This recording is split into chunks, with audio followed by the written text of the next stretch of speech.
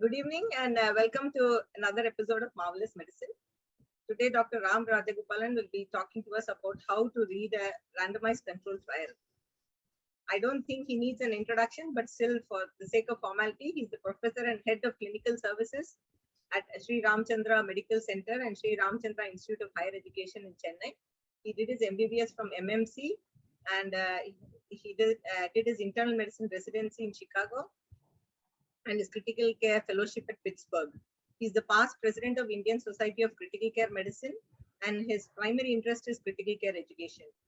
He's actively involved in the development of curriculum and examination for Indian Diploma in Critical Care Medicine of the ISCCM. He's coordinated the introduction of the fellowship program in critical care by the National Board of Examination, and now it is called DNB Critical Care. He has several publications and has given countless talks in national and international fora. He's an avid runner and cyclist, and we are going to get him to talk about his extracurricular activities another day. And welcome to a talk where you will have a lot of, humor as well.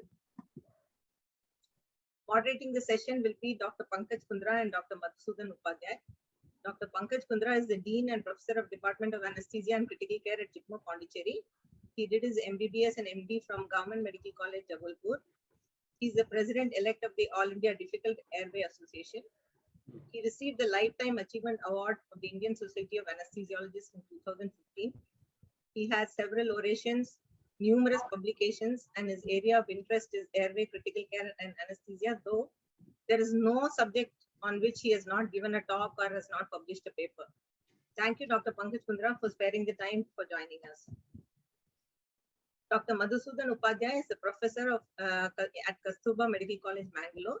He did his MBBS from KMC Manipal and his MD Anesthesia from KMC Mangalore.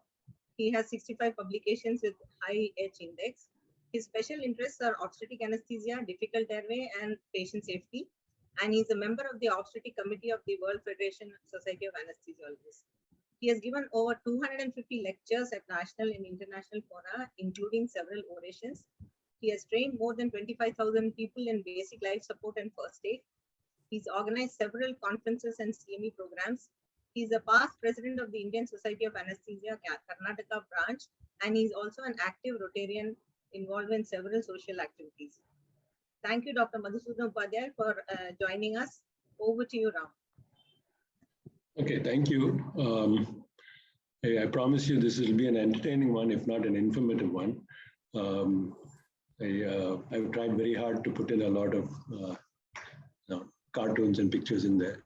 I sincerely hope also there will be a large number of younger people who will be joining this presentation, so that, again, this is obviously not aimed at people who understand these issues very well.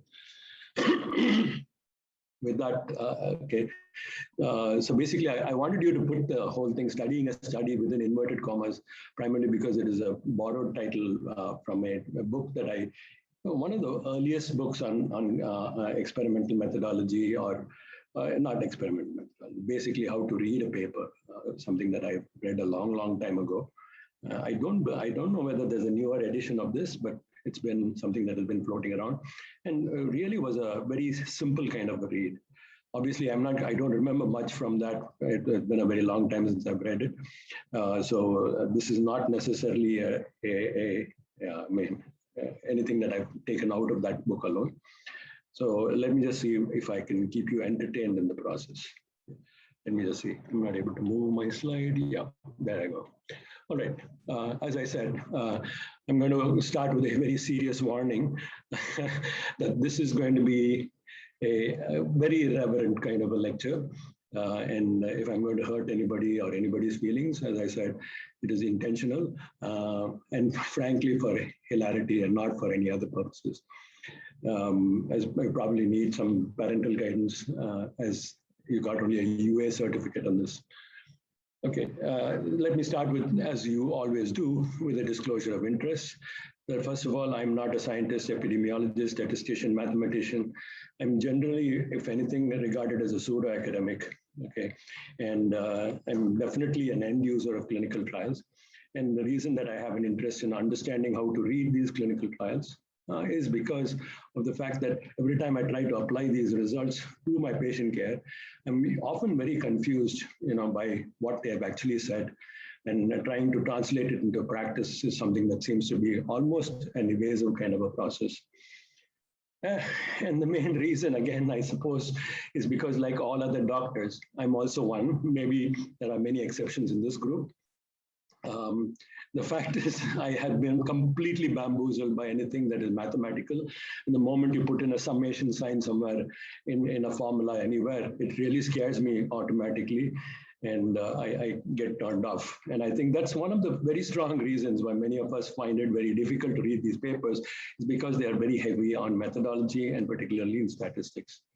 Now, the question that you might ask is, do I have any right to criticize, considering my background and my real training and doing anything related to research? Yeah, I think I have the right to critique it, if not to criticize it. Well protected under the Indian Constitution. You want to read up the Articles 19 to 22, I think it'll include my freedom of expression. But at the same time, you'll ask me, when was the last randomized controlled trial that I ever did? But if you ever try to ask a film critic whether he's made a movie, I think his response will be very similar to what I probably feel at this point in time. I don't think I would care about what other people feel, but the fact is, I have the single best qualification that everybody else can have, and that is I am basically a skeptic, and being a skeptic is probably the best qualification that you have when you're reading any kind of an article. The fact that you can keep your mind open, but at the same time, moderately restricted, not to believe everything that is put in print. I think that is probably the most important qualification, and I'll start with that. So why do we read the literature? You can always have noble kind of endpoints to why you do it, or you want to keep ahead of the cutting edge, abreast of the cutting edge in terms of literature. You want to ask a clinical question or to handle a clinical problem. But I think there are a lot of us who do it just for one-upmanship. Basically said, hey, have you read that paper yesterday in New England Journal? And whether it is of any value, whether you honestly read it or critiqued it, you certainly have the ability to talk about it. And that, of course, is one of the reasons that we always read. Okay, jokes apart. Is there a specific reason that we read it? Yeah, it's very traditionally, at least as practicing clinicians, our primary interest is in one of two areas. One is whether a treatment, drug, procedure, or anything is really effective. And the other is if I'm using a test or a diagnostic process, how effective is it? How is it, how can I use it for risk stratification or prognostication in my patients? I'm not going to deal with the last one. I'm going to deal primarily with the first one. And in that also, I'm not going to deal with every aspect of it. I can probably restrict myself to the reading of a randomized controlled trial and its report. All right, so how do we start? How do we go about this? Other than when you're asking a specific clinical question and you're searching for a specific topic, most typically, most of us will skim through a journal. And as whatever edition we get it either online or whether we get it directly, we just skim through the titles. And definitely it is the titles that initiate our kind of interest in a given paper. Okay. Very typically, most journals try to be very staid about the way in which they project their titles. And unless you have a primary interest, I just picked this randomly because it came in JAMA Open. The assessment of cesarean delivery rates between public and private hospitals in India, it may have a lot of relevance, but it can't generate the kind of interest that a slightly more adventurous headline can do. For instance, if you took the substance of this and it basically showed that private health facilities have almost twice the cesarean section rates as public hospitals, that is really more eye-popping kind of general interest. But in general, a lot of our interest in a particular article is piqued by the kind of level of interest that we can effectively have. It's very unusual for journals to use these kinds of titles. Though it's exactly what you and I would probably like to see when we are trying to look for a specific paper. All right. So once you go beyond the titles that grabbed your attention in the beginning, you go on to looking at your abstracts. And if you've lived and read your initial journals, probably in the 1980s, Oh, that really ages me. When I was doing my initial work in quote unquote some research sometime, most of the journals were in the abstracts in the journals used to be in the form of what you call unstructured abstracts. And right now, there's a very recent review which says that we've not progressed really very much. This was a review of about 1,800 journals, and it says that not three quarters, about 2/3 of all the abstracts are still are maybe structured right now, but still about 40% or so are still in an unstructured kind of a format. And this raises a question very clearly. Is there a very specific reason that we need to focus on unstructured abstracts or structured abstract? It's because studies like this, okay, I picked this from the Iranian, some kind of Iranian publication effectively, primarily because it was a study which says, based on the current findings of the study, the findings of the current study, it seems that a structured format increases the quality of the abstracts. And it is presented in the form of an unstructured abstract, which seemed absolutely hilarious. But then I don't think irony in Iran is something that is new. It is very much a part of their long-standing tradition, whether you see from Omar Khayyam downwards. The fact was he was probably a closet rationalist in an Islamic society, but as he was very clear, he learned how to live with that contradiction, basically hid behind the fact. And I love this verse where he basically says that the secrets which my book of love has bred cannot be told for fear of loss of head. Okay, since none is fit to learn nor cares to know, it is better all my thoughts remain unsaid. Again, a lot of his thoughts remained unsaid, and the Iranian tradition seems to be continuing at this point in time. Okay, again, a lot of facetiousness in what I'm trying to say, but probably trying to see if I can wake you up before you fall asleep a little later. Okay, let me go to the structured abstract, which seems to be the majority of what you're going to be seeing. Again, as we said, the title is usually what grabs your attention. Is it a new kind of an idea? I apologize if there's an old article over here, but ultimately I think when the article comes, at the point, it clearly is the attention grabber that we really like to see. The next thing again is most often we do focus on the authors. Okay, if I saw a Eugene Braunwald in a cardiac paper, I would definitely give a lot more attention than if it was Ram Rajagopalan who was writing that paper. But at the same time, I always need to recognize that when the authors are authorities, they tend to be a little bit dogmatic. They probably are very unlikely to bring you new ideas. The new ideas probably need to be from other not necessarily big authorities. Always look at the affiliations, primarily because it raises concerns about conflicts of interest. And then we go on to the structured aspect of the abstract, which thanks to the fact that in the recent past, people have recognized that when you have an unstructured abstract, the tendency of the authors to express their biases rather than what they have in their studies are very, very strong. So as a consequence, when you have such a structured abstract, you can look at the conclusions, but always verify if the conclusions have been drawn appropriately by looking at the basic structure of the study itself. Okay. Now, do all of us read this in the same kind of a fashion? I would almost argue that we do it in a sort of an upside down way. Did you know, by the way, that Japanese read their books backwards and also vertically? Their handwriting, their writing is from up to down, there's no question, but the back of the book is usually the front of the book. They turn their pages in a very different way. I think it is extremely efficient. So, but that's the same way in which you should be reading an abstract, probably backward. Okay, very typically, the most efficient way in which you can do that is after you read the title and the name, you go to the conclusion and see if there was something really worthwhile. It used to be the bane of the unstructured abstract, because what used to be there was something that was almost always a bias expressed by the authors. Sort of the conclusions that they drew before they even started their experiment. And this is probably something that will not happen with the structured abstract, because if you see the conclusion and then you can go up to see how the results were derived, it gives you some kind of an understanding of whether it is real or wrong. Okay, but most of us probably will freeze at that point in time. Okay, so very rarely, and I don't know whether it is a negative characteristic, but it's just that we are overwhelmed by the number of papers that we need to read, that it's very difficult for us to go beyond reading an abstract.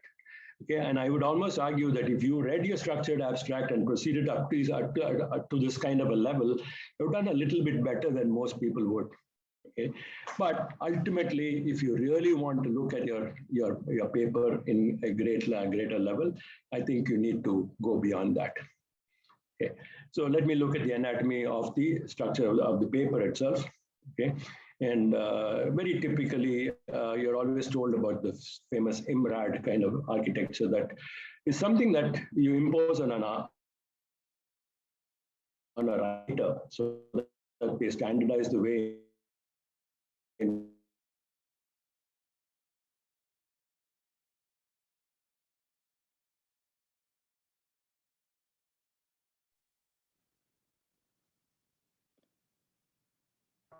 Did we lose audio? you are very familiar with a large number of users' guides that have been published. Ram, we lost you for a few minutes. You might have to go back to your previous slide. No, nothing very big. Okay. Okay. Did you get my Japanese? This is done. This is done. Okay. Now I wanted to make sure that you got my Japanese because I always love to see a guy. I always like to see the Japanese guy and say, "You're holding your book upside down." Say, "No, no, no. I'm not holding my book upside down. The back of the cover is the place where we always start from. The front cover is the back cover." Okay, what you see over here. But anyway, reading the abstract backwards seems to be a very efficient way in the way in which you handle your reading. And as I said, you can go upwards and ultimately you might recognize that when you come to the point where you've read the results, you probably seldom proceed beyond reading the abstract. The point that I was raising is you need to go beyond that. And to use the standard IMRAD structure that has been recommended for the writers of these papers is not probably adequate enough. So what we need to be doing is a little different. And the way I would recommend is probably to use a user's guide. Again, we have to thank Dr. Gordon Guyot for the fact that he developed a whole range of user's guides for every different kind of paper. But generally, I find it very difficult to follow many of the rules that he develops over there. So I use a very slightly different kind of a user's guide that this comes from nature. Okay, but broadly, let me just look at what I would be looking at. I basically colored it in a way that it will include specific areas. Step one will be questions related to the science behind the paper. Step two is behind the methodology. And the step three is the application of the paper. And I'd like to call this, in my own terminology, is a SMART approach. The science, methodology, application of randomized trials. Okay, this is a patented word, so if you need to apply it, you need to put my name under quotations over there. Anyway, anyway, see, but the point is, as you might realize, the emphasis on the SMART is S and A. The science and the application, to me, is far more important than the methodology. And as important as a methodology is, and as as difficult as it may be for most of us, okay, it is the point that turns us off from reading many of these papers. And I think if we can at least get to understand the methodology at a basic level, I don't think it will be that intimidating. And then we can probably focus on what is far more relevant, that is the science and the application of these trials. So actually, despite the fact that I'm giving an underemphasis to the methodology part, during the course of this lecture, I'm going to spend a huge amount of time trying to demystify or at least put the methodology into colloquial kind of terms. Okay, it may sound too simplistic for the educated. I am trying to deal with people at a base level. And I'm pretty certain that I will try and convince you that you can understand at least some basic issues in the methodology before you apply it. So let's use the SMART method, and let me just start with the science part of it. So if I was to look at the science part of it, these are the classic 4 questions that are being asked when you need to look at the paper. what is the type of research question that is being asked? So if I was to take this early goal-directed therapy, there's very clearly a comparison of standard resuscitative process versus a mixed venous saturation-based resuscitation in septic shock. That is quite a relevant kind of a question, at least at the time when it came out. Okay, and the relevance of the question was because of that time when it came out, other than one large single center trial that showed a benefit, there was always a lot of controversy when multiple, multi-center trials were unable to replicate this. And one of the big concerns was there was a significant difference in the mixed venous desaturation rates that were seen in that single center trial in contrast to the rest. And I think there was a need to repeat something like this. And so there is a great relevance to a study that is in this format. Is it bringing you new information? To a great deal, it is. It is trying to formalize the entire process. And in that way, it is probably very relevant. So the questions that I would always ask is the type of study that, research question that you're asking, the relevance of the question, and are we getting any new information? But to me, something that we always underemphasize is there a stated hypothesis? Okay, very often, and this is very common in the past, is many researchers would go into writing a paper without absolutely knowing which direction they are headed. And under those conditions, it is effectively a scientific, whatever you can call it a dredging process, or you can call it a mining process or whatever else, something that you effectively are just hunting for something and hoping that you will hit the right load. Okay, and that is not a good way to do this. Basically, that kind of hypothesis is effectively, even if you do a randomized controlled trial, you don't have an idea. It is not a prospective trial at all. It is something that is data hunting. It is hypothesis seeking. It is not something that is going to establish a hypothesis. So this is quite important, that when you look at the hypothesis, is it been something that is stated very, very clearly? And when I talk about stated, it is like this, okay, to test the hypothesis whether a 6-hour EGDT resuscitation protocol is superior to, in terms of clinical cost effectiveness measures in comparison to the usual. This is a very clearly stated kind of a hypothesis. And along those lines, I would focus on the fact that it has to be relatively unambiguous. And it can't be something where I don't know what is going on, okay? So we don't have anything. We are looking to see if there's a difference. If you're looking to see, it is not a test of a hypothesis. It's basically trying to find in retrospect whether you have a hypothesis or not. And that doesn't carry the same kind of a value. So I just took another example where you might have a little bit of confusion. This is the saline versus albumin trial from Australia, where the hypothesis was there is no difference in the 28-day mortality or death from any cause. This is not the same as saying, I don't know what the difference is. This is a very clear statement. It may not be a directional statement, but it is to some extent a very clear statement that they believed that there was no difference and they have tried to test it. Okay, please remember that statistically it is very difficult to detect no difference. So they usually set some kind of a small margin and say a 3% difference in absolute mortality is almost the same as no difference from a clinical perspective. And for that, they calculated the study size and went ahead. I'll come back to measuring study sizes. But I think this is quite important. When you look at the science, you need to have the basis and the background very, very clearly, and you need to have a well-structured kind of an abstract, a structured kind of a hypothesis that you need that you're going to be testing in this process. So I think that you should always focus on looking at that in the introductory parts of a paper before you jump on to the issues related to the methodology. Okay, so now let me go on to, as I promised you, the science is something that most of us understand to a great extent, okay, or at least a lot better than we understand the methodology. And so I need to be spending a lot more time on the methodology section.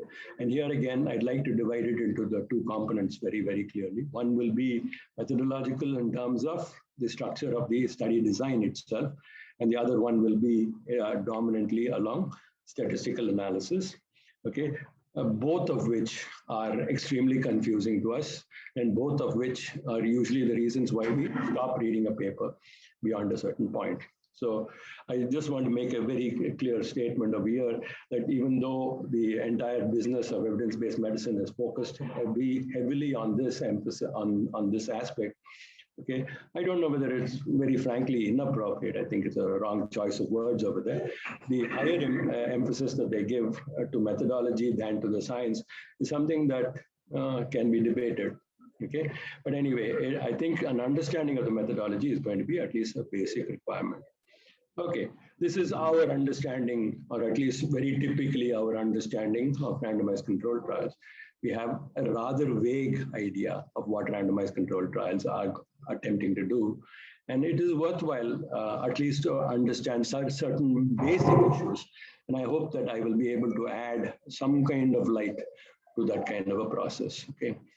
Why are randomized controlled trials important? I think it starts from this very basic paper in 1982, Sachs, Chalmers, and Smith. It tells you something very important. Everybody talks about Chalmers and Sachs effectively, but it's very bad to be the third author in a paper and to have a very common name like Smith. Okay, that most of us forget that he was a co-author in what is probably a very relevant kind of a paper. Anyway, this paper basically looked at 6 different therapies and compared historical controlled trials versus randomized controlled trials, and on a consistent basis was able to show that the kind of exaggerated differences that you would see with the historical controlled trial was completely eliminated with a randomized controlled trial. Or in other words, it's not which is right or which is wrong, but in general, randomized controlled trials are far more conservative in terms of their outcomes. And that is quite important. When you're looking at science, it is far better to be conservative and to be a little bit more careful about drawing conclusions rather than accepting an endpoint, say, from a historical control trial in this particular situation. So I think that conservatism is a part of the science, and I think it is necessary. But this is the basic paper that established the importance of randomized controlled trials and started the entire business of evidence-based medicine. Okay, and I think over a period of time, we all understood that as these trials get very larger, the mega trials and the meta-analysis are considered to be the hierarchy, I mean, the peak, the apex of all this kind of methodology. But again, rather than sit and discuss or argue about the importance of this, we do understand and we take this as our primary concern. We like to see data from large randomized controlled trials. So we need to understand these randomized controlled trials to a better extent. So let's just see what the basic design of a randomized controlled trial is going to be. Okay, here is the basic design. The question is, if you're going to use a specific new treatment, a treatment A, okay, how does it improve a specific outcome? Okay, an outcome X in comparison to what would be a normal outcome in a control group, which may be a group that has a placebo or maybe just routine care kind of a group. But what is very important in a randomized controlled trial is the fact that we need to control each of these aspects in a very tight kind of a fashion. So if you're going to identify the value of a treatment A, you have to make sure that only A is changed between the groups, that all other aspects are really clearly fixed. And we have to be very clear that knowledge of this application of this treatment should be relatively blinded, okay? And you should be giving these treatments in a concealed allocation kind of a way so that you can sort of mismatch, or select out your patients. Okay, I'll come back to the issue related to selection a little later. Okay, so you have to be very clear that you change only A with every other aspect of the groups being completely fixed. Then how do you guarantee that A will influence the outcome X? You have to be very careful that you have other variables that can potentially confound this outcome. And these confounders have to be controlled for. And that is where the idea of randomization becomes very important. Say if a treatment is going to cause a mortality, and if there are 10 other factors in a given patient that are going to cause mortality as well, we need to make sure that the groups that are handling this have an equal distribution of these other 10 factors also. And that is quite important for us to understand. And it's also very important that when you're measuring an outcome such as this, that it should be ideally a hard definition, something that you cannot manipulate, okay, during the course of the study. And ultimately, you need a control. And this control, I will talk about these issues related to blinding again a little later. And preferably should be concurrent, as we already saw from the Chalmers and Sachs and Smith paper, as effectively the fact that if you use historical controls, your outcomes are likely to be exaggerated in comparison to when you're using concurrent controls. So that becomes extremely important in terms of the design. So this is the basic design of the randomized controlled trial, but that is not where we will leave it at. How is this randomized controlled trial typically reported? Okay, and for the reporting process, there has been a standardization of the process. The so-called CONSORT, or the Consolidated Standards of Reporting Trials, usually recommends that you follow a certain point when you're publishing this. And it is very typical that when you turn on, open up your journal about a randomized controlled trial, one of the first things that will stare you in the face is this flow chart that tells you about how many patients were initially assessed, how many patients were randomized, how many patients were allocated to treatment in each group, so how were they followed up, and what are the numbers of patients left at the point of analysis. A complete flow chart of all the patients who went through the study. And there is a value to knowing about all of this, and I will focus on some aspects of this as I go through. Number one is the issue related to the selection criteria, the inclusion and exclusion of these patients. Obviously, when we do such a study of a intervention in a given disease or a population, given disease, you're not going to be able to pick the entire population. You're not going to be able to pick entire group of patients who have the disease and then randomize them to the treatment. So we very clearly take a sample of the situation. Now, how do we sample becomes very important, because it depends on the purpose of the sampling that we are dealing with it. And I will give you some explanations of that in the next few slides. The first part is when we are looking for the efficacy of a treatment, that is, if you're trying to see if a treatment has a demonstrable benefit on a specific aspect of a disease, we'd like to have this treatment tested in a very narrow case mix that will give us a strong endpoint or a result. Okay, and I will show it to you in the form of the witnessed ventricular fibrillation arrest and hypothermia that we use as the classic example.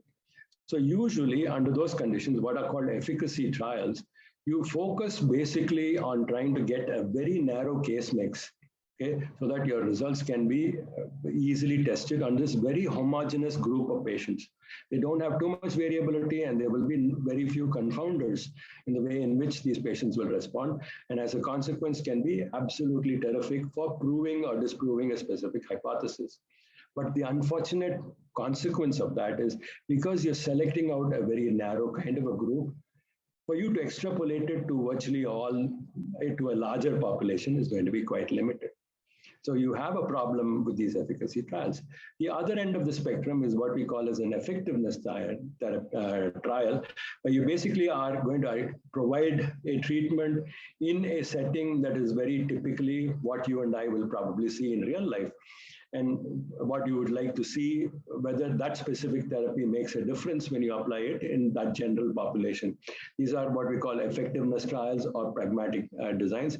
But here again, there's going to be another problem. Because the group is extremely heterogeneous, any kind of an application of a therapy is not going to translate into a dramatic difference in terms of outcomes, and it's very likely you may have false negative kind of responses under those circumstances. So it is going to be, while it is very easy to extrapolate and say, this is how my patients look and this is where I want to apply, you will not be able to make that judgment. So there is a little bit of a problem. I will go through this a little bit with the two examples that I love to always use. And that is, the first one, as I said, is the famous HACA trial. The HACA trial is the hypothermia after cardiac arrest trial, which established the role of hypothermia after ventricular fibrillation arrest. And if you really look at it, they used very tight criteria. Okay, if you really look at the kind of criteria that they use for the application of hypothermia, it was out of hospital cardiac arrest. It had to be a witnessed out of hospital cardiac arrest. It had to be a witnessed out of hospital ventricular fibrillation, ventricular tachycardia arrest. It had to be of a cardiac origin. It had to be with EMT rescue that was done within 5 to 15 minutes, and the patient should have a reversal of circulation within 60 minutes. This is an extremely tight set of circumstances. If you really look at it, I can't think of too many patients I remember in the last maybe 10 years of practice that would have fitted all of these criteria. And that is exactly what happened. When you look at that trial, they had 3,500 patients who met their initial criteria related to the arrest. But by the time they met all of these criteria together, okay, only 275 could ultimately be randomized. And this is the classic nature of an efficacy trial. Okay, here you can be very certain that when you have a benefit in this, you can say, okay, I know the mechanism is very clear that under these circumstances of a very homogeneous group, the application of hypothermia is beneficial. But if I wanted to extrapolate it to everybody after a cardiac arrest, which we all tend to do, it makes it very difficult. Okay, so in contrast to that would be the famous SAFE trial, which was the saline versus albumin in the ICU. Effectively, it is not a resuscitation trial. Basically, the choice of fluids that you were going to be using, and look at the criteria that they had. Okay, they had liberal, exactly the opposite. You have to have any one of these parameters, a heart rate of greater than 90. If I just walked up to the ICU, my heart rate would have been greater than 90. My systolic blood pressure less than 100, marginal hypotension. CVP less than 10, pulmonary wedge less than 12. Respiratory rate, respiratory variation in SBP and MAP can be a fair enough criteria, but capillary refill 1 second or greater, okay? I think all of that had to be very, very loose criteria. That I would almost argue that if you walked into one of those ICUs, they would have probably given you, randomized you into one of the two arms. And that is exactly what they did. They randomized 7,000 patients, almost 6,900 odd patients that they had to do to try and demonstrate. They were looking at 3% differences in mortality. Again, yeah, it is very difficult to prove this, but effectively, I don't have a CONSORT diagram for this because this was before the CONSORT idea came through. But I would assume that what they would have had is literally everybody who walked into the ICU was randomized into one of the two arms. And that is definitely a major concern. The extrapolatability of this is excellent, but the ability to show any kind of a benefit was probably quite limited. Okay, and that is what we saw. The majority of these patients had no organ dysfunction. The majority of these patients received a very small amount of albumin. If our concern was about albumin creating a toxicity, it needed to be given in a sufficient kind of a volume. And this was given in extremely small volumes. Effectively, what they said is, if you're very well and you need a very small amount of resuscitation, it doesn't matter what fluid you give. That is not the kind of answer that we really genuinely wanted from these studies. So you have this big problem. Now, what is the problem with the fact that you are selecting out a small number of patients for this?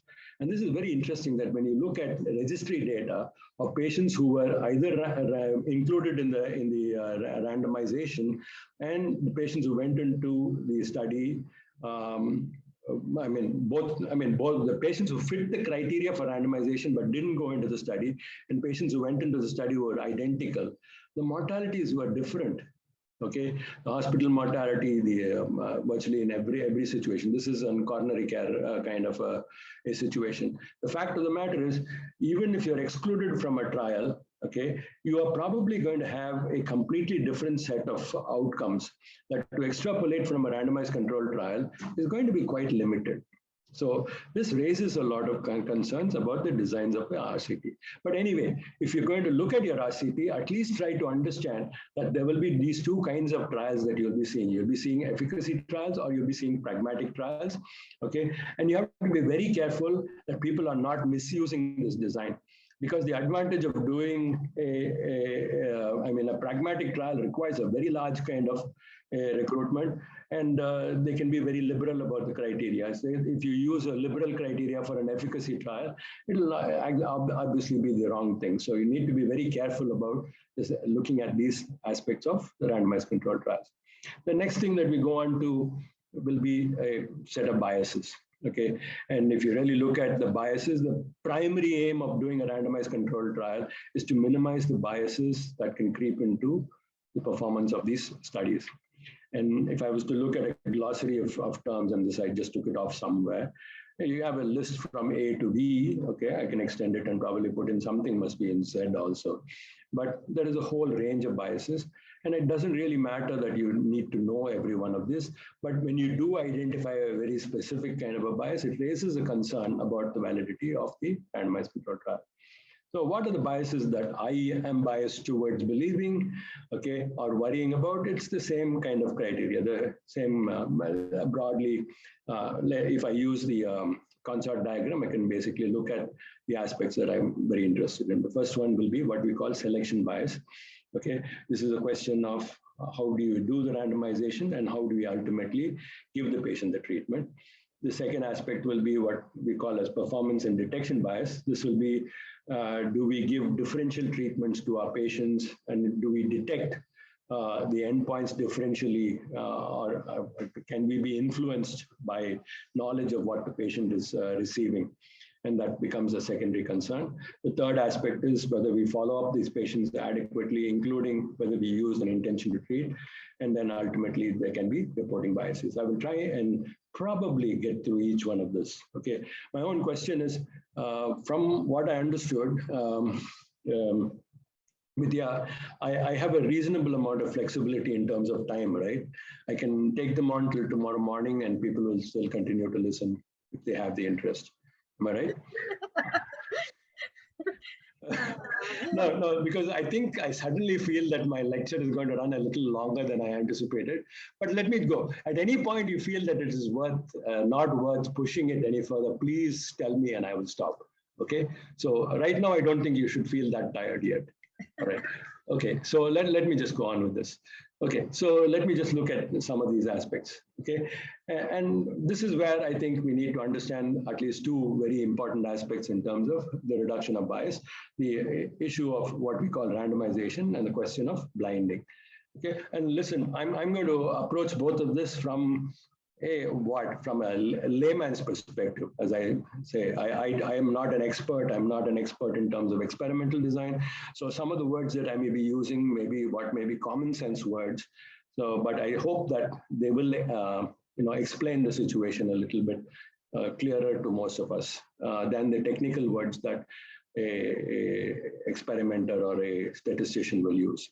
Okay, the first aspect is randomization, and as I show you clearly in this, is if you take a population and you find that the population is extremely heterogeneous, when you want to divide them into two groups that you need to treat, these two groups should be identical and probably should be reasonably representative of the population itself. And this is a process of randomization that I will come to in my next slide. The second aspect is the process of blinding. The blinding can come at varying levels. It can come at the point where you're allocating the treatment. It can come at the point where you're providing the treatment to the patient so that you know that you're guaranteeing that the patient mix will be exactly identical. It can come at the point where you're assessing the outcomes of the treatment. So virtually at every aspect, there needs to be a level of blinding. And I will, again, talk about that in the next few slides. Okay, so the issue of randomization.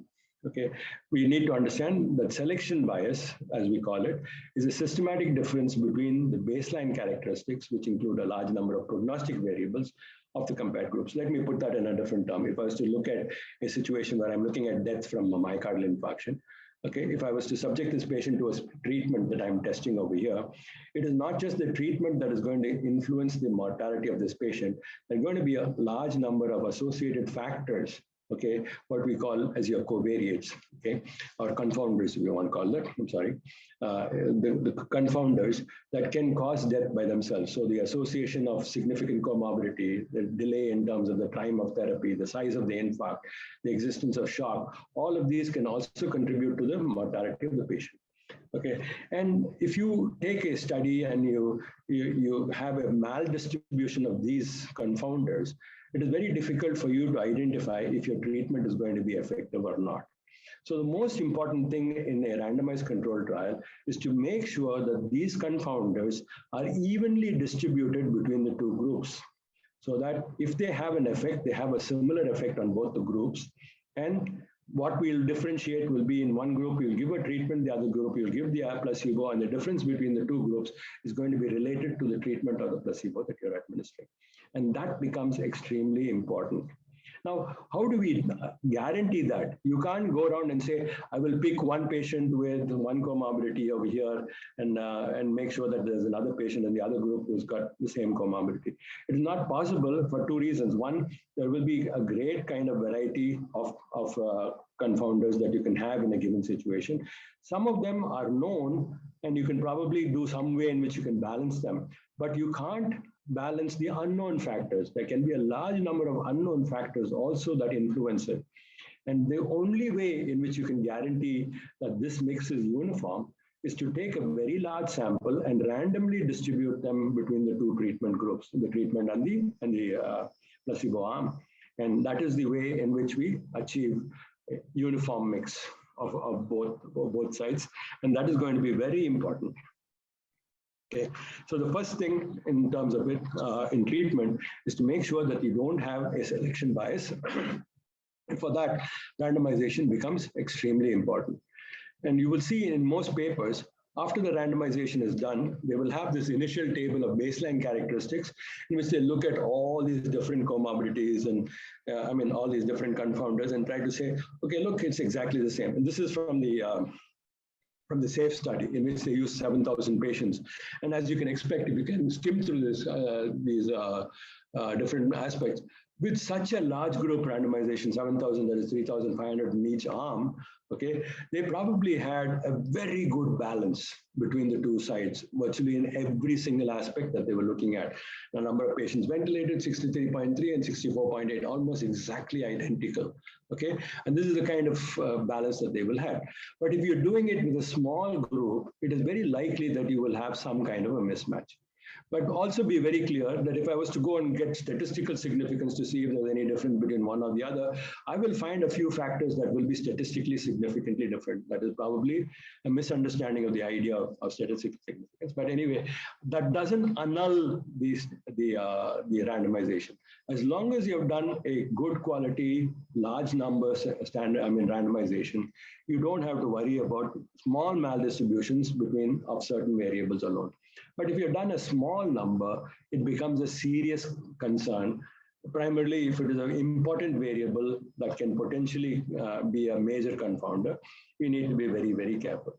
But the only real way in which you can get that will be this large number randomization. There are certain other issues that we need to be very careful when you're doing the randomization. And that is the most important thing is that after the randomization is done, that there should be no unmasking before the treatment is allocated. Okay, and this can happen when you're doing a small study. I still remember I helped one of our PGs to do one small little study on sedation.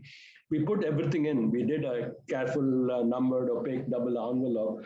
And then at the end of it, we took it out and looked at it ourselves. And, ultimately, you may have picked the thing, but ultimately by looking at the way in which you are allocating therapy, it can be a bias because I may do something. If I see that and then I say, okay, maybe this patient is not fit, may have a tendency to exclude the patient from my analysis or exclude the patient from even being included in the study. And that is something that we need to be extremely careful about, that the allocation also has to be absolutely perfect.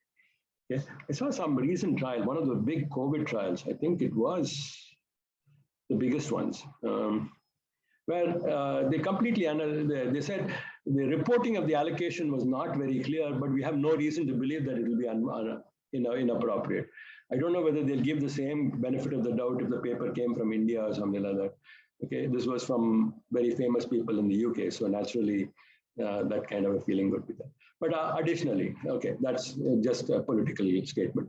Additionally, there are a few things that we need to worry about in randomization also. Just remember that if you're doing simple randomization, there may be a tendency for you to have a large number of patients being given the same treatment in the initial phases. So for instance, if I was doing it, even if I'm picking it randomly, it may be possible that the first 10 patients may get exactly the same treatment, may fall into the same treatment arm.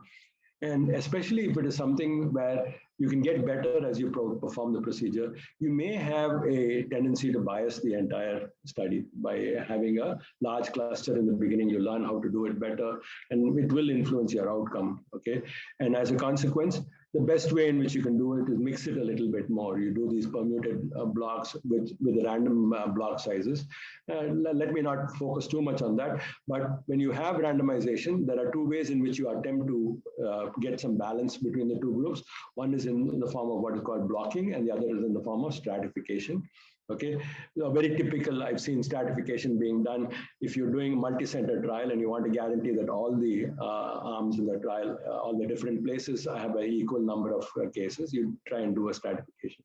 But when you do something like that, you have to be very careful that you may need to do some statistical testing that is going to be a little different. But let me just ignore these issues. But remember that the most important issue that I wanted to talk about was randomization, and I hope you understood that concept very clearly. The second aspect of it is the question of these two kinds of biases, what you call as a performance bias and a detection bias. The performance bias basically is a difference between the groups in the care that is being provided. So, for instance, what can I think of? If I did for, I mean, I'm not able to give you a good example immediately. I don't know why I'm blocking. Maybe I'm a little hypoglycemic. But effectively, you need to guarantee that the treatments that the two groups are getting are probably identical. Okay, and that you have no reason to maldistribute the other treatments that the patients are getting. Okay, so that if you're selectively giving one group a specific treatment and the other group is not getting it, that is likely to influence your outcomes, and that needs to be something that we need to minimize. And again, the only way in which you can minimize that is to blind the entire treatment so that you don't know which group is getting what kind of a treatment, so that you can guarantee that any kind of additional treatments that you give will be reasonably evenly distributed between the two. Okay, and the other issues of what is a detection bias, and particularly this is very important when you're detecting soft endpoints. If you're looking at mortality, maybe you'll have a little easier kind of an option. But if you're looking at anything soft, if you knew which group the patient belonged to, it's very likely that it'll be influencing the way in which you make a decision. So people will say, okay, I will look at weaning trials of a ventilator. Okay, obviously your decision to take a patient off the ventilator is a reasonably subjective, even if you define it quite tightly, and you can do that. You can improve that detection bias by probably defining your outcomes a little stronger. But even if you do that, there is a possibility that if you knew which group the patient was, which treatment the patient was being assigned to, you probably will make a directional change in terms of how you assess that patient. And this is also very important, that can be eliminated by blinding. I'll just give you another set of examples. Oh, I have something more on that. Yeah, effectively the same thing that I've already stated. I'll just give you a couple of examples of preserving blinded allocation, particularly with relation to this new COVID kind of okay. So the COVID vaccine, the ChAdOx one, that is the Oxford vaccine, was classically reactogenic. That is, in a large number of patients, at the moment is given, there's a significant amount of local reactivity. Okay, and this was recognized very early by the study design, that they used an equally reactogenic placebo. So they used a meningococcal vaccine as a placebo in comparison to the Oxford, that is the adenovirus on the other arm. Okay, and this way the patients were blinded and may not differentiate between the two, because it is extremely important, because the endpoint that they were looking at was not, they were looking at a symptomatic disease. Okay, and it is very important that the patient report their symptoms, and if they had knowledge of whether they were getting one or the other, either they could be influenced by whether they're going to report their symptoms, or even talking to their own physician who may make different interpretations of the existence or absence of symptoms. And that is going to be quite important. And along those same lines, in the same trial, there was a point at which they gave a half-dose vaccine without knowing it.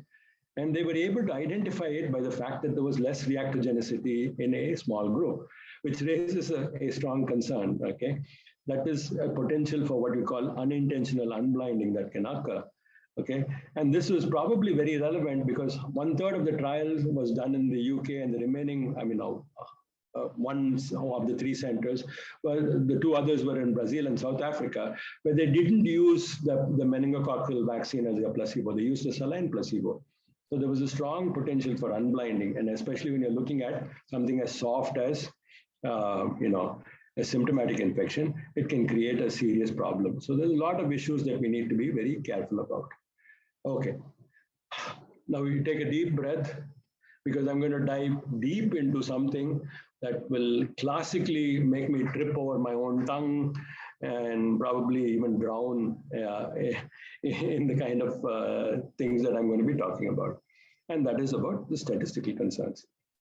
Now, when we talked about methodology, we talked about randomization, blinding. To some extent, we understood all the biases. I think that was reasonably easier to understand. But when we come to statistical concern, this is where we have all our problems, and this is where our math ineptitude really wakes up. Okay, so should I be giving you everything about statistical concerns, or should we be relying on the editors of the journals to help us out in providing the right kind of analysis? I would argue that as much as the editors of journals will do a good job in terms of guaranteeing that you don't have much misinformation from inappropriate analysis, it is always worthwhile knowing something about the statistical methods, at least in the same kind of lay terminology as I would use, okay? And I think this list of parameters that I have over here would be what I would consider a basic minimum that you need to have. You need to understand your p-value, you need to understand your confidence interval, you need to understand the issue related to power, okay? And I think even though there's a lot of overemphasis on this number needed to treat and risk reduction, okay, there are probably ideas that we need to understand, and I will try and see if, okay, in the next 15 minutes, I'll be able to finish this off, okay? Let's just work towards that, okay? Number 1 is your, okay, if you ask me, should I talk about all of this? I can always blame it on a lack of time. As I said, 15 minutes is too short a time, but it's probably a lack of understanding that will usually keep me limited in terms of my presentation. So let me just go on with it. Good resource. If anybody wants to read something about statistical methods and don't understand math adequately, I always found this very good kind of a resource, what is called Statistics PDQ. Pretty darn quick was exactly what the idea was. And I think it is a very reasonable kind of a way to understand many of the methodologies that we talk about. Okay, let's start with the p-value. What is the p-value? Okay, whenever we say p-value of less than 0.05 means that it is statistically significant. What do we mean by that less than 0.05? And this is where it becomes a little problematic. Okay, so let me just try and see. Usually we start with some kind of hypothesis saying that we are providing a specific treatment, and we expect that this treatment is going to have a specific effect, which is going to be different from the control group or the overall population. Okay, so we start with that kind of an idea. Okay, so then we collect data on the observed outcome, and then we try to test whether this data that is derived is different from what we consider as a null model or a model of no effect. This is a little confusing, okay? This is a little confusing. Rather than asking whether a specific treatment is different from something else, we're trying to say that this is, we want to prove that this is not the same as an absence of an effect, okay? So we develop a null model, we look at the distribution along that null model, we look at the outcome result that we have, and then see if this outcome fits into that null model, and that is the value of the p-value that we are talking about. If the probability of the fit is going to be very small, a p-value of less than 0.05, again, please, I'm using a lot of colloquial terms over here, okay? Then we will say that this doesn't fit in with the null model, and we reject the idea of a null. The word is rejection of the null, okay? is the reason that we pick this. And when we say that it's the greatest certainty is with the lowest kind of a value that we can derive for this. So if the probability is less than 0.05, less than 0.0005, okay, we are more likely to reject the idea of the null. The entire question is that the way in which we should be looking at it? Why do we focus on rejecting the null rather than accepting the difference? And the reason for that is very, very clearly something that we can blame on this man called Karl Popper. Karl Popper is probably the most influential scientific philosopher that we've probably had in this century. And his point was very clear in saying that we cannot conclusively confirm a hypothesis, but if we have enough evidence, we can certainly negate one. And the focus is almost always in science to negate a specific hypothesis.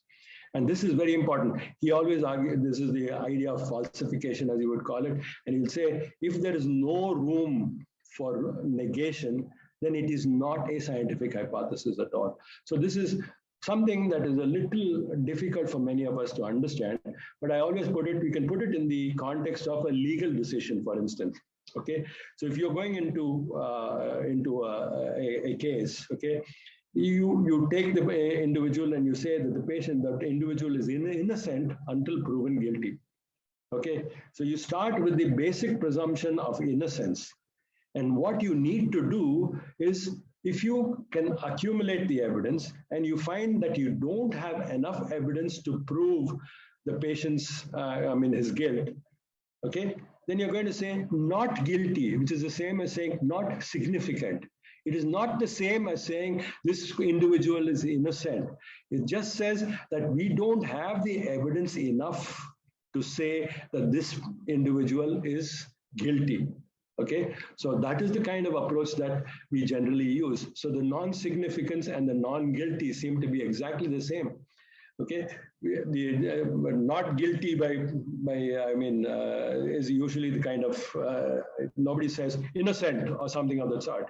Okay, it's only a presumption of innocence, and even if the patient doesn't have a sufficient evidence, it doesn't mean that the patient was genuinely guilty of the crime. There can be somebody who could have forced him to do something. There could have been other circumstances that drove him to that. It's very difficult to disprove this. And this is probably the more important aspect. To disprove this aspect is what is usually recommended. And that is the way in which we are going with a statistical non-significance. This becomes quite important because sometimes our interpretation of this non-significant value is a little confused. So at least let me just bring the broad ideas about non-significant values and how it shouldn't be interpreted. Number one, a low p-value, typically less than 0.05, is not proof of the alternate hypothesis. It may be a rejection of the null. There is no question about it, but it is not proof of the alternate. It basically says that the alternate hypothesis is one among the possibilities, and it is very important. I've gone to a statistician and been rebuffed on this many, many times. So I'll say, oh, it is very significant. So are you saying that this is my treatment? I'll say, no, I don't know whether it is your treatment. It is up to you to decide whether your treatment is right or wrong. You have to have the mechanistic understanding of the process. And if that mechanistic understanding is appropriate, then you can probably say it is compatible with being the alternate hypothesis, may be real. And that is what we need to recognize. It is not proof, as we say. Proving something is very difficult. Rejecting something is much easier. The second aspect of it is when you say a p-value is greater than 0.005, is not significant, it is not proof of the null, or more importantly, it is not proof of the equivalence of the two therapies. You say it is non-significant, so the two must be identical. Not necessarily, okay? And this again is something that we need to understand. Only now are we going to these studies that are looking at non-inferiority and taking a little bit more subtle kind of an approach to the understanding. So non-significant is not equivalence. That is very important. Significance is not proof of a specific hypothesis unless there is a very clear mechanistic connection that you have. And the third aspect that we need to understand is oh, my value is less than 0.000000000 from now to eternity, therefore it must be strong. Not necessarily, again, because the magnitude of difference is what is very important rather than the p-value. Okay, if you take a very large study like these mega trials, 7,000 patients in each arm, you will get p-values that will be this low, but that doesn't necessarily mean that the difference is very big. Okay, you can detect a very small difference with a very strong level of significance when you have a very large trial. So it is quite important that you need to look at the sample size, but more importantly, before you make comparisons, you need to look at the magnitude of the difference of the point estimates basically between the two treatment arms for you to make some kind of a judgment. So if you get these three basic points about the p-value and understand it is a rejection or a rejection of the null hypothesis, I think from there, I think we can, if 2 or 3 nights ago, I was having nightmares about this. So right now I can pass on the nightmares to most of you, and you probably will not have great sleep tonight, trying to think about what I'm talking about. But basically, these are the issues that I wanted to do. This kind of concern about statistical significance and the tendency for it to be misused brought about this big article and signed by a whole bunch of statisticians and epidemiologists trying to say we should retire the p-value completely. We need to throw it away. We need to look at it in a different way.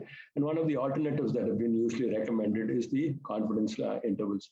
As you probably recognize from the picture over there on top, my understanding of confidence intervals is not exactly perfect either. I love that quote which says, you keep using that word, I don't think it means what you think it means. Okay, that is a problem again with confidence limits. We like to believe that it is a very simplistic kind of a concept.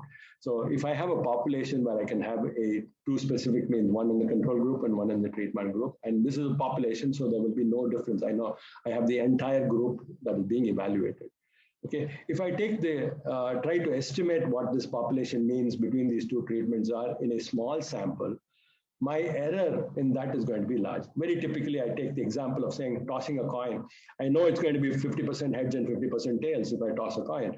But if I tossed it only once, okay, I will get either heads or tails. And from that, I cannot draw a conclusion about what the frequency of heads and tails are going to be. Okay, so obviously, with a single flip, my error range is going to be infinite. If with two flips, okay, I can be a little bit more certain, but even those two flips, both could be heads, okay? So my confidence interval actually is very wide, but I still cannot make a reasonable enough judgment. The way in which I can do that is by constantly flipping. The more I flip, the more accurate I will get. Or in other words, as the sample size gets larger, my focus becomes better, and my confidence interval, if you can look at the confidence interval as an area of focus, it becomes narrower. And the ability to make a judgment between the differences between the groups will depend on the size of the trial. You go from a large trial where the confidence interval is really wide to a small trial to a larger trial where I can get it very narrow. Okay, to a mega trial where it is significantly different than a p-value of less than 0.000 will be an implication. We don't use these p-values instead. We can use the confidence limits to make that kind of a judgment. But it's also important to recognize that even though the p-value can be very significant, like you would see in this, okay, because of the size of the trial, the absolute value between the two will be what is probably more relevant. Okay, so confidence limits will be a much better way for us to look at these things a little intuitively, but there are limits, and I would be very careful about trying to say it's a simplistic kind of an answer to every problem that we will have. Okay, let me go to the other side of the p-value, what we call as a power. The p-value is a representation of what we call the alpha error. The other side of it is the beta error, where you have a non-significant value, and you're not sure if that non-significant value is a real non-significance or whether you have other problems. So let me just go back to the same analogy that we had of being not guilty. Okay, as I said, not guilty or not significant is not proof of innocence. Not guilty or not significant may either mean one of two things. It could either mean that you had an incompetent judge and an incompetent prosecution who performed the wrong test, asked you the wrong questions, and gave the wrong answers ultimately. Okay, in which case all the assumptions probably were wrong, or numbers were not adequate, or there was too much variance in the two groups, okay, that you didn't have a significant result. Or it may be the other side of the equation, whether there was true innocence. But as you said, proving innocence is almost impossible. So the only way in which you can prove innocence is to prove that these were wrong. Okay, so if you guaranteed that all these assumptions were actually met, okay, and they were right, then you have a tendency to believe that you are more likely to be a true innocent or a true positive kind of a value. And this is the principle of the judging the power. Okay, so if you have a non-significant result, you need to make sure that you had a sufficient number of patients for you to be sure that that non-significance was actually right. Okay, let's presume that the tests are appropriate. Okay, and what is very important is the numbers and the variance. And I'll give this in a very classic example. Every study that you will look at will usually start off saying that we basically will try to look for what is called a beta error. Okay, so basically when the change is not detected, they will look for a beta error. The main reason that this beta error can be very large, as I suggested, is if the study was far too small, okay, or if the change was far too small, it is very likely that the study was not appropriately sized, and this is a non-significant value. So what they need to do is usually they try to arrive at the appropriate size. And the way in which they do it is like this. Okay, I know what my baseline mortality in my control group is, okay, so much. I know what I expect to see as a reduction in the mortality in my treatment group, so much, okay. I expect to see with that, okay, you have a baseline value or data that is available. You can make an estimate of what the variance is in that particular situation. And then you say with this and with an expected power, a beta error is like the alpha error, where you want to keep it as low as is possible. You want to keep it here very randomly. We usually pick a 0.2 or beta error of 0.2, which is the inverse of that is the power. The power of the study will be 0.8.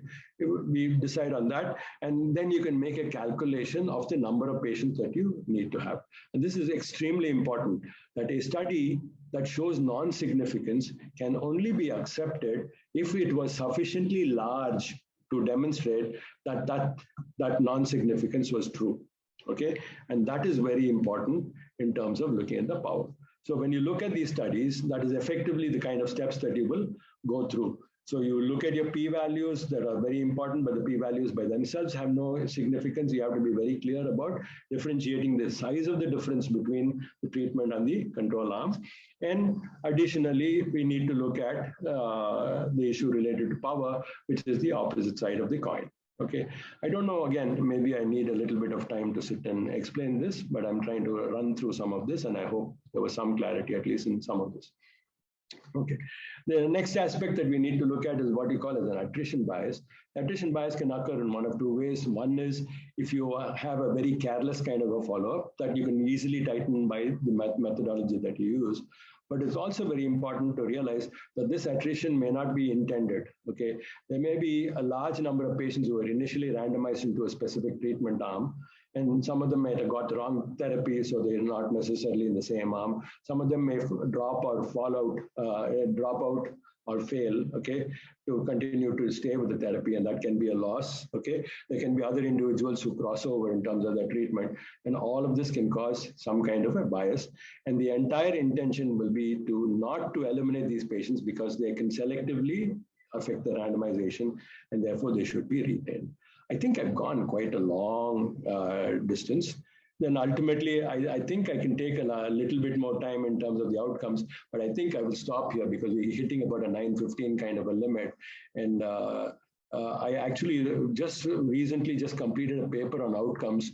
And so I will be a little too long-winding as far as this is concerned, but if anybody has any questions related to the outcomes, I will try and talk about it. I was trying to bring a lot of issues into this about how a mortality outcome is rather arbitrarily decided. Whenever we say our mortality, we like to believe that it is a definitive endpoint and that we know that we can't make any mistakes, but it's not very true. If I measure a mortality at one day, obviously it is not going to be a reflection of what the outcomes are in a given patient. And we don't know whether it should be measuring it at 14 days, 28 days, 6 months, 1 year, whatever else, because there's a lot of variability in terms of this. And there are many people who believe that this kind of endpoint where you're measuring mortality at a fixed time interval is absolutely wrong.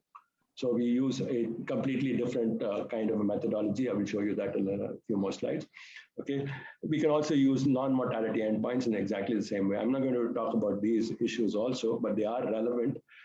Just purely because of a lack of time, I will be running through some of them. The only thing that I just wanted to talk about is this. In the recent past, we've seen a whole bunch of randomized controlled trials that have been done with mortality as their endpoint. And if you really look at it, in the recent past, most of us have been very skeptical about randomized controlled trials because all of them give us negative kind of results. Okay, and this was a review of about 146 randomized controlled trials. This was in 2014 that was reported. Effectively, when they're using mortality as an endpoint, only 10% of them supported the hypothesis that they were trying to prove. Very small numbers of the trials were really positive.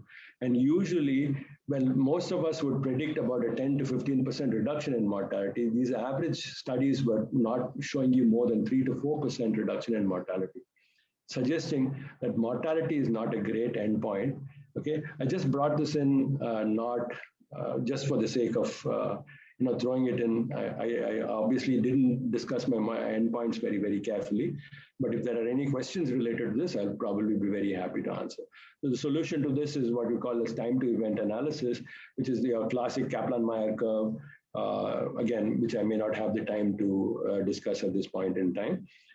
Before I conclude, I like to look at one very specific aspect. When you look at the conclusions of the study, we need to make sure that all this analysis was appropriately reported. But probably to me, what is important is the last issue of conflicts. For instance, in the Chattox trial, there was AstraZeneca, and the belief that AstraZeneca would do a good job of guaranteeing that there is no interference is not necessarily very true. This conflict of interest is something that we need to worry about because studies that are supported by the industry have a tendency to bias the result in favor of their own opinions. So you just need to be very careful about something like this. And ultimately, I'd almost always argue that the only way in which you can read about an article is to always read the article and then follow up the editorials, the letters, the citations that come subsequently. And probably the best single option that you will have is a journal club, which is currently going on. The ISCCM Journal Club is currently going on another channel, and I thank you for the opportunity. I'm sorry that I ran through about a third of my lecture very rapidly. Without, I think I've really exceeded time, so I'll stop over there. Thank you very much. Thank you, Ram, for such a comprehensive review on randomized controlled trials and, of course, about the statistical analysis as well. I think it's almost 9:15. If there are any questions from people around, and they are most welcome to put it up in the chat box, and we'll ask them one by one to Dr. Ram. Ram, could you stop sharing your screen? Yeah, I'm trying to get out. I went off into something stupid. Okay, stop the share. Yeah, I'm here. Yeah. I think there is a question already from Feroz. I don't see it. It's in the chat box. It says, why are many RCTs planned as non-inferiority trials rather than superiority trials? Obviously, because, okay, why are they planned as non-inferiority? Okay. You're really asking me to think a little bit more. If anyone else can come to my rescue, I'll probably be able to add on to something related to that. Okay, let me just try and work this through. Okay, non-inferiority trials. Okay, see, the most important issue is when you're looking at trials, you can look at one of two things, either a comparison of a trial that is going to show you a new therapy that is beneficial or better than what you traditionally would be considered. In contrast to that, there will be other situations where you're looking at a treatment that is going to be considered as nearly the equivalence of what your current therapy is. Okay, so when you are trying to look to see if there is an equivalence, as we said, to be able to prove equivalence is almost impossible. So on the other hand, we basically try and say that this new therapy is not inferior to, okay, to the current therapy. And that is much more easy to prove. You basically set a certain confidence interval and say, if it is within a 5% difference, okay, from our routine kind of a therapy, we would consider it as a non-inferior kind of an outcome. Okay, so I think that is the same kind of a process. Statistically, it is not possible to demonstrate equivalence. Okay, you can demonstrate a small difference. And if you want to show something like a near equivalent, you try to demonstrate it in the form of a non-inferiority trial. So I think, say, for instance, let me just take the example of, say, saline and albumin, okay? And if my belief is that saline is equivalent to albumin, and I wanted to perform a study in which I wanted to show a 0% difference, I need a phenomenally, it's almost impossible, okay, for me to show that 0% difference between the two. On the other hand, I can set a hypothesis and say that the difference is actually not more than 2 or 3%, which is exactly what they did in the saline versus albumin trial. Okay, that at that time the terminology non-inferiority was not there. And the methodology is obviously there are some differences in the methodology, but that is the basic idea behind the non-inferiority trials. Okay. So can I give you an alternative reason for non-inferiority trials? Part of it is driven by the reimbursement agencies. Okay. Many standards of care are much cheaper than the innovators. So from that point of view, they want to show that the standard of care is as good as the innovator, Sure. is not significantly different. Sure. So you set your upper bound of your confidence interval at 0.3 or maybe a little bit more as 0.4 or something Sure. like that, and show non-inferiority. Sure. And that allows them to continue using the standard of care. I would also take I wouldn't agree that a non-inferiority study is easier to do. You need a much larger sample size for a non-inferiority study. No, So it's actually tougher to do. Yeah, easier to do, and then an equivalence. You cannot show equivalence. Oh, yeah. And equivalence is impossible because it's an an impossibility. That's exactly what I was trying to say. Yeah, I was not trying to say it is easier than a superiority trial. Superiority trials generally are much easier to perform. Okay, I do agree on that. But as that is a very reasonable way to put it. Thank you. Thank you for rescuing me. Yeah, can I ask the moderators if I can make a couple of points here? Please because are the moderators okay with that? Please do. Most welcome. No issues. So yeah, I'm talking from the viewpoint of someone who designs studies for a living. And so yes, critiques and criticisms are both extremely welcome and very important, because that's how we improve our job. But the point that I would like to make when somebody is actually reading a paper is to understand if this was the primary analysis or if this is a post hoc analysis. We see a lot of very prestigious journals publishing a lot of post hoc analyses. And if you're not very careful about it, you can assume that that's actually proving a point. So all post hoc analyses are hypothesis generating so you cannot really assume that what you read from a post hoc analysis is something that you can apply to a patient. That would be one caveat that I would say. The other caveat that I would say with respect to p-values is to assess how many outcomes have been tested. Like, what is this concept of multiplicity? Were all of them tested at a significance of 0.05, or was there a step down thing where they started with hypothesis 1, and then if that was tested at 0.05, they went to the second? Or did they test all of them as co-primary hypotheses and applied a Bonferroni correction or whatever? So those are all the kind of things that you do need to look at, because if you're doing 5 different testing 5 different hypotheses, you cannot test all of them at 0.05 and say some of them were positive, some of them were negative, if you did not have an a priori plan for multiplicity adjustments. Now, this is only true for efficacy. For safety, we assume that anything and everything is a signal. So even if you do 300 safety analyses and you find something that has a 0.05, it's very conservatively assumed to be a risk. So those would be two important things that I would say. There were a lot of issues. I mean, I've not been very complete in terms of what I'm Of course, presenting. yeah. I completely agree with you that P05 is not a sacred kind of an endpoint, and we need to be extremely rational about multiple comparisons.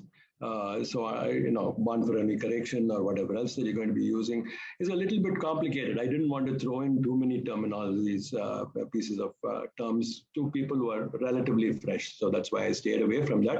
But I think it's a very valid point that you raised about that. And probably equally important was the fact that post hoc hypotheses are not necessarily anything other than a hypothesis for testing in the future rather than to draw a conclusion on. And I think I sort of implied that when I started off saying about the importance of the hypothesis and the direction of the hypothesis is very important in that sense. If you didn't have this as your primary hypothesis, it is obviously only a fishing expedition. It is obviously something that you really need to take with a pinch of salt. No questions about it. There's plenty more. I mean, basically, I find this is not a great way to educate people on randomized controlled trials. The best way is to literally go back to your journal club, and I was hoping that I was on my journal club right now, where we would have gone through a very specific aspect of a specific paper and discuss this on a repeated basis. And it's not going to be a randomized controlled trial every time, but there are so many designs, and the only way in which you can learn more about this is literally be practical about it, work with it. And I don't have the experience of working just with designs of studies and things like that. I'm sorry. No. I think you did a fabulous job. I mean, I just wanted to add that, if there are more than one hypothesis, be very careful in interpreting how it's presented. Sure. That's all. So given the amount of time, I mean, I think I agree with you. Maybe, hindsight is always 20/20. Maybe it would have been better to dissect it out into separate things. How do you assess the hypothesis part of it and methods in one talk, and then how do you assess results and conclusions in another part? I think maybe that might have been better, but like they say, 20/20 in hindsight doesn't help you right now. So Okay.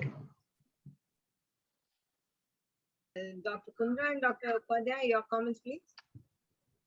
Yeah, just one question, one comment which I'll make, Ram. I totally agree with you about the relevance of journal clubs, because when you pick up an article in a journal club and you discuss the intricacies of that article, it makes a lot of more sense to really see how a randomized controlled trial has been conducted, what was the methodology used, what was their research question, and how did they go about presenting their results. So probably that's one way of learning statistics and research methodology, that you take up article in journal clubs and discuss it rather than taking it as a complete subject. But then it becomes more of, it becomes more dry. But when the science is discussed in relevance to its clinical relevance and with the statistics, it makes much more sense. Thank you. Anything if Ram wants to add, and if Dr. Madhu wants to add. Yeah, I totally agree with Dr. Pankaj. But anyways, Ram, obviously I've heard you before. That humor part of it was really exhilarating, and otherwise a dry topic like this, we really enjoyed the lecture. All the youngsters in the group just should remember that whatever the studies are, we know that the evidence pyramid, the hierarchy of the evidence, the RCTs are up there just below the systematic reviews, meta-analysis. But please remember that ultimately the focus of health research is how to improve the health of the population, not just the dry subjects. Therefore, whatever you read, whatever you do, please make sure that it helps you to improve the patient care ultimately. And as Ravi Shankar said, I think we should take up one topic and discuss rather than checking the whole topic of research methodology. And that would have been, I think, would have been up there improving our knowledge. And Ram, obviously, because of the hypoglycemia, had to run through the latter half of the lecture. Not my hypoglycemia, but the potential that I would be creating hypoglycemia. It was really wonderful. It was really wonderfully done. And I should congratulate Marvelous Medicine team too for having done this. And again, one more piece of advice to something which wasn't covered was how to raise a research question.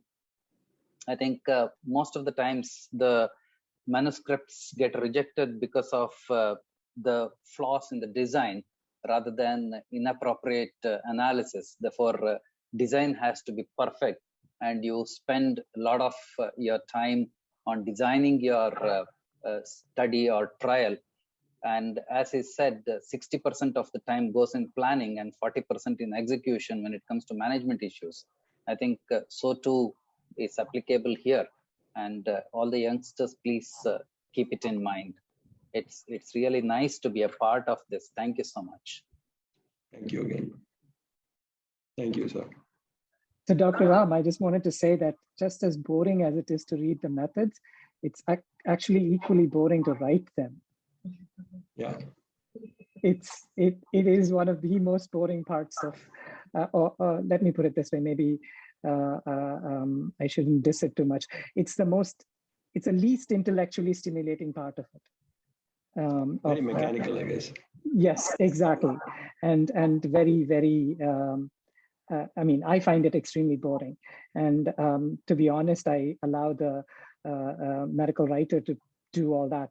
I just make sure that everything there is accurate, but I mean, it's really painful to write. I can understand, yeah. Yeah. Thank you everyone for joining in. Next week, Thursday being Diwali, we'll be skipping Marvelous Medicine, and we'll see you all again on 11th of November for another episode of Marvelous Medicine. We take all the inputs given by Dr. Madhusudan and Pankaj, though we may not be able to run a journal club on Marvelous Medicine. We'll definitely try and sometime down the line, maybe break up the RCT into various slots, and we can have maybe a lot of examples of different papers and how the research question was framed, good questions, bad questions, indifferent questions. Maybe we can do that, and we could do on different subjects. And so we take that input, and thank you very much for trying to address. But this was just supposed to be a teaser, like just to get people interested into the concept. So thank you very much for sparing the time, and happy Diwali in advance. See you 2 weeks from now. Good night and stay safe. Happy Diwali.